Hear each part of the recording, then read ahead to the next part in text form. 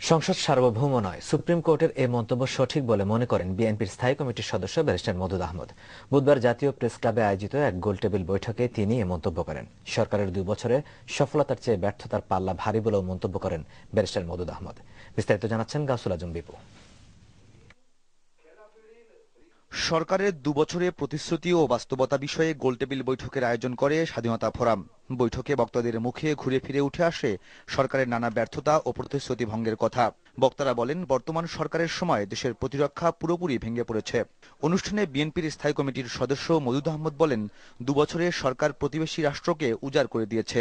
আজকে 85% সেবা এবং পণ্য এই চুক্তির অধীনে ভারত থেকে আসতেই হবে, আর বাকি 15% ভারতীয় ঠিকাদারদের পরামর্শে আনতে হবে।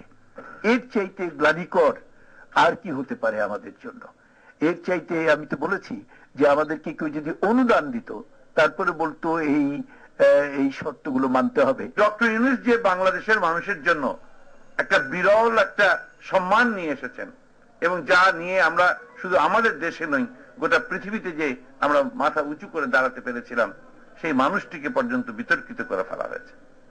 সরকার 2 বছরে গণতন্ত্রকে পুরোপুরি ধ্বংস করেছে উল্লেখ করে বিএনপি নেতারা বলেন, রাষ্ট্রীয় বিভিন্ন প্রতিষ্ঠান ধ্বংস করে সরকার দেশকে অকার্যকর করার চেষ্টা চালাচ্ছে। সংসদ ও আদালতকে মুখোমুখি করা হয়েছে বলেও মন্তব্য করেন বিএনপি নেতারা।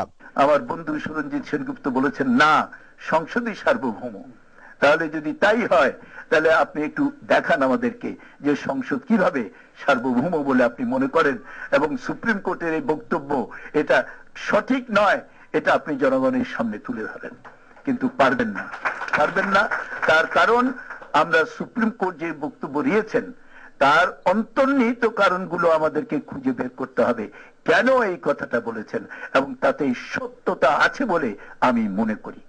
এ সরকারের সময় আইন শৃঙ্খলা পরিস্থিতি, দ্রব্যমূল্য ও দুর্নীতি আগের যে কোনো রেকর্ডকে ছাড়িয়ে গেছে বলেও মন্তব্য করেন গোলটেবিল বক্তারা।